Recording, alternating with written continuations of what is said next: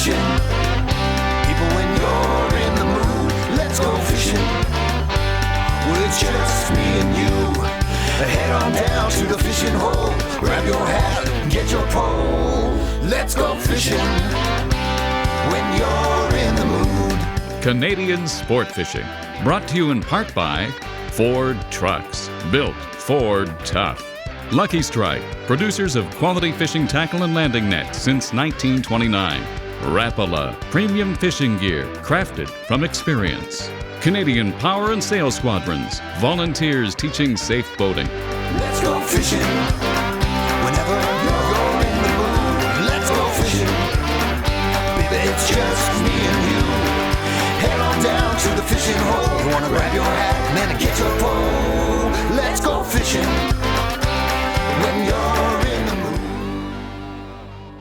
You know, we might look a little extreme-ish, but this morning it was 1 degree Celsius. So we're dressed pretty well. We've got our cold water survival suits on, and we're out here about 2 miles offshore in Lake Erie. This is actually my second time fishing like this, drift fishing. I'm with Bob Mahoney from Normark and with Aaron Shirley. So I know that we're surely going to get some fish today. My first time was yesterday because we were out here pre-fishing, and you know what? We had gorgeous weather. We didn't have any of this wind or waves. We didn't even have to use our sea anchors. But today we came out, the same general area. We've had to put our 2 sea anchors in, and we're going to tell you all about those later on. And we're drifting bottom, and we've just hooked up with a nice smallmouth. Notice we're taking our time. These fish are coming out of about 40 feet of water. And he ate that tube jig. So you know what I'm going to do? Instead of trying to get it out, I'm going to cut the line, and this is a good policy, and I'm going to get it in the water. And this isn't a big smallmouth, but I'll tell you what, on that light line, excellent, excellent fight. Aaron, way to go. I got another, you know what? That was a nice pickup. I felt that one. Just snap it, and then bow it a little bit. You know, you feel the weight, set the hook, and you got him on. That's perfect. That's the way to do it. And because I'm using the lightest rod, I think. Are you using a light rod too, Bob? No. No, you're using heavier. That's okay. I've got the drag set a little bit looser. See, this way I get the fish you guys have to, like, you know, keep your lines in. So, Aaron, how many times will you come out here and actually guide people to do this tube jigging for these smallmouths? Well, just during the summertime? I know you go into the fall, but all spring.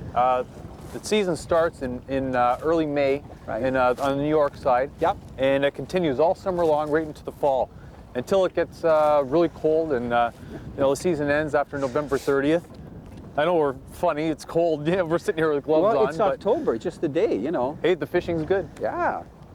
So Lake Erie is your best chance for a trophy. Oh, that's a big fish.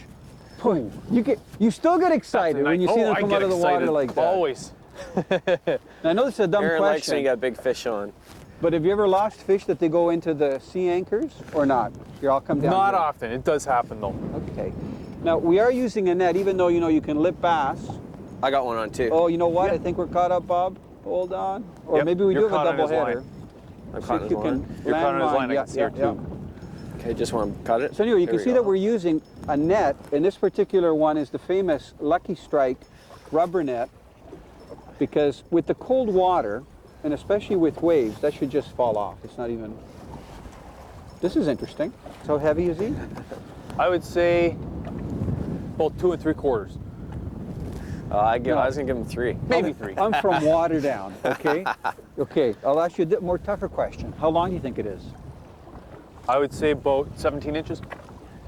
I think he's longer than that. Think so? I think so. Okay, let's pull the board up. Look at the butt. Now, belly I on him. want to He's been show you feeding his heavily. snout. You see that tube jig that's in his mouth? A lot of people think that you have to set the hook right away if you get a tap. With these plastics, especially tubes that are partially or totally salt impregnated, as long as you're using a light enough jig head, not too heavy, they'll usually inhale it. And you know what? If you don't set the hook, they will try to actually swallow it. So you can see we're using 4-inch tubes, and look at how chunky that smallmouth That's is. a chunky little fish. Now you said 17. I said 7. I say So about 17. if you can just hold that like this, it starts at the black. I think he's longer than that, but let's see. Water down guy. He's, let me pull it ahead a little bit. You know what? He's almost 18. Look at the girth. It's good. The girth's good. incredible. Almost 18. So I think he's about, I'm guessing, 3 1/4. But we won't weigh it. We're going to leave that a mystery to everybody. But anyway, he's a very nice smallmouth. Look at that belly. Probably full of gobies and crayfish. And I'm going to hold him up here just for a moment, and he should be able to go right back down, straight down. That was All awesome. right. Now, Way to go. how did you know to go back up? Because we were in about 40 feet of water. You just wanted to try shallower? Yeah, well, what happened is we drifted quite a ways off the structure. Right. Sometimes they hold on that deep break line, but we didn't have any hits after, about 10 minutes, so picked up and we moved back on top of the structure. And what we're doing is we're drifting off the structure. As soon as we came up, you missed one. Yes. And then, literally 2 minutes later, I had the one hit. Now, you got to check your line before you drop it down. Always, constantly. Those zebra mussels really do a number on the line. So we are using a sonar. I've got, Aaron uses slightly different electronics, but I'm using the Vexilar, the same one that we use when we're ice fishing, because I'm so used to it and it's so portable. And notice, even though we're drifting this way, I catch my jig over here. That's because I want to give it enough time to drop, so by the time it gets to the boat, it's already on the bottom. Best technique here, when you're fishing like this for these bass, is to You're on fire. get those tubes going. I'm not on fire, I'm just warm. That's it. I'm switching to that color tube. I can see why people get hooked on fishing. You know that, eh? I Oh, can this see is why. great. This is awesome, and I better let the drag go a little bit, not too much. Now, I can't even carry a conversation on with the viewers. Like, see what happens here? This is awesome. I mean, this is normal for Lake Erie. This is completely normal. Do you Come out here and do you give out your home number, or is it better if they go to the website? This is Aaron Shirley, and you know what I say? If you fish with him, you will surely be fishing and catching fish. Okay, how do people get a hold of you?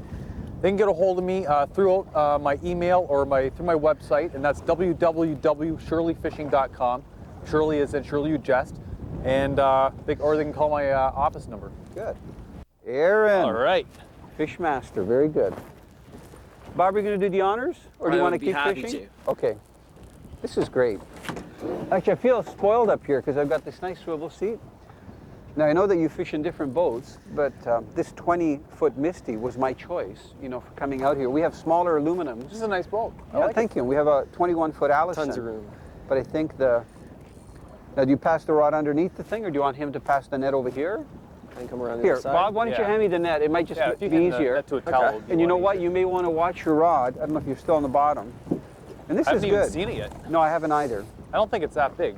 Well, I mean, you know, Here it the comes. biggest fish so far has been about 3 pounds. We've got a couple twos. He's a solid 2, I'm sure. That's a nice fish. Yeah, maybe a little bit under 2. You hooked him really well. We're going around a weed line with about 1/8 jig, and using half a worm because we like to keep our worms for as long as possible. Just around nighttime, we caught that one, came up, did a couple of jumps. By the time I brought it in, we were all really excited. Took a couple pictures. We weighed it, measured it, and we released it because we like to keep we like to let the fish go, make sure they get bigger so we can catch them again in that lake. This is awesome. Aaron. Yes. And it's calmer here because you moved us up a little bit. Not a bad fish. Now, my line is still out there. Yeah, stay away from that sea anchor. Oh, there. Just you know jumped what? out there. That might be over my line. I hope not. It's coming. Look at this. You're working the rod. You look like those stream fishermen. If I've been it in a is- stream before. If it is over my line, it's okay. I can't tell. Under or over? I don't know. I think. Yep. There it Look is. at this. This is awesome. All this excitement. You're doing very well. Well, thank you. Yeah. I like the way you Very actually lean forward with the fish. Nice smallmouth. That's a nice fish. Now, you were saying that the water sometime will be up to There we about go. 30 feet of clarity, so it's really clear in here. Sometimes. And the clearer the better, right, for this type of fishing? Not necessarily that Nice gin fish, clear, Aaron. but Right. definitely murky water conditions makes bass fishing a little tough, but this water clarity here is perfect. It's nice. They are gorgeous fish. Absolutely. You know, they say that pound for pound, smallmouth are the hardest fighting freshwater fish, and they're absolutely right. Even with the dropping temperatures, Aaron was talking earlier about the temperatures being in the high 50s, like 58 degrees Fahrenheit, and these fish are still actively feeding, and they're really fighting when you hook them, even at a water that's 30, 40 feet deep. So they're excellent sport. Awesome. And they're one of the few fish that hit really well, warm water fish, even when the water gets really cold and late in the season, like right into November. As a matter of fact, till the end of November, till the season closes. Right till the end of November. Yeah. Oh, there we go. All right, Bob. Now, did that pick it up just light? Did it feel like one of those gobies? What's that? No, Or it just hammered on? it. Good. No mistaken. Okay, my line's still out there. Aaron's being a gentleman. He reeled his in. I reeled mine in. I don't know if you need a net man this or not. We haven't seen him yet. Get away from the drift sock. This is nice. I get to watch you guys do the work back there. It's coming up. Yeah, watch the sea ink. Oh, I Spike, thought it you was good? going to come up and jump. No? They don't jump this much during this time of the year? They Just- don't jump a lot I this guess time it's of too year. No, cold. it's a little 50 bit cool. 58 degrees is pretty cold. Yeah. You're doing great, Bob. You're going to He's watch coming. us to see. Have you seen it yet? No. You have us under suspense here. Oh, there it is. That's a nice fish. That's a nice bass. Good fish. Look at, don't break your rod or the line. You want to see how strong those repeller rods are? Can you get them? Notice neither one of us is going for the net. Isn't this awful, Bob? Yeah. We're letting you struggle with it. Oh, good one. Yeah, that's at least 2 pounds. Yeah, it's a nice bass. It's a clean fish. It's probably been hanging out on the sand. That's why it's got its clear colors. But once it gets into the rock and weed, it'll probably darken up. Right, right. Has some more feeding to do. Good. We'll release him there. Careful putting it in. And There you go. yeah, in this cold water, they've got lots of energy to take off. There he goes. Excellent. Absolutely. Good. So it's funny how these fish will turn off and then turn on, even though they're on Absolutely. the structure in this deep of water. They just turned off for a little while there, and now they're back on again. Yeah. It's amazing. You don't even need the net on that guy. You can just No. grab him. You ripped that tube jig right up. Okay, I thought maybe you rigged up the actual weight so that it was outside of the tube. This is where you find out how cool the water is. It's actually pretty warm. Is it pretty warm? It's probably warmer than the air. It that's is. for sure. Nice bass. Nice healthy little fish. Yeah. So they're all mixed in together. Is there any best time of the day to get the big ones? Like, you know, yesterday we tied into one that was just over 4, one that was just over 5, and that was probably early afternoon, like 1 o'clock. That's right. It doesn't really necessarily have to be the time of day. It's the location sometimes, and The spot. when they're ready to eat, they're going to bite. Yeah, yeah, that makes sense. That's it. He inhaled that You thing. can take it home and use a little soldering iron and fix that little cut. Not me. Or you can just put a new one on. How's that? I'll put a new one on. Okay. Okay. Yes. Yipper! All right. Way to go, Italo. It's just head shaking. I think it's a small fish, but we'll find out. Man, he's coming up real quick. Maybe this will be the smallest one of the day. Well, we thought But that sometimes, he's not that little? Well, we thought that one was small. Oh, you're right. yesterday, and it was 5 1/4. Yeah, I don't think this is this heavy. Well, yeah, who knows, you know? Every fish is different from a pickup. That one actually shook and just a dead weight. So I definitely set the hook. I wasn't going to take any chances. Oh, saw it on the surface. Come on. Come on, show yourself. Do a nice little jump. Yeah. Yeah, this is great. Just a nice drift. This is fantastic. Now, do people ever run bait? Do you ever run bait in the summertime? You know, like either minnows or crayfish? I find most of the time just running artificials works rather well. Mm-hmm. At times in the early spring, when the water temperatures are cool, Yep. yeah, I'll run emerald shiners sometimes, and we can have excellent days with emerald shiners. Well, they love these tubes, that's for sure. You've got lots Tubes of are pickups. hard to beat. Yeah. They're easy to tie on the end of your line and, Yep. and work. You don't have to get your hands dirty. Yeah. Okay, he's coming up. Let's have a look. He's about the size of the one you got. That water is so clear. You can see right down there. I'm just going to lift Yeah, it this is pretty guy clear. up. Come on. Boy, they are so fat here. I'm impressed with how healthy they are. Are they like that all year long? Nice big bellies like this? See how round his belly is? They're usually a little thinner in the summertime. Gorgeous fish. And these guys will be feeding like this, I'm sure, right up into the end of the month, like into November. Maybe they even do some feeding during the winter months, but they slow down a lot. But look at those beautiful colors, just nice sheen and everything. Fish is about 1.25 pounds, good size. Now let me release this guy, then I'm going to tell you a little bit about the jigs, and Bob's going to tell you about these tubes that we're using. You know, when you're out here in this deeper water, it's good to have a lot of gear. And I noticed that Aaron has boxes of pre-rigged tubes and jigs.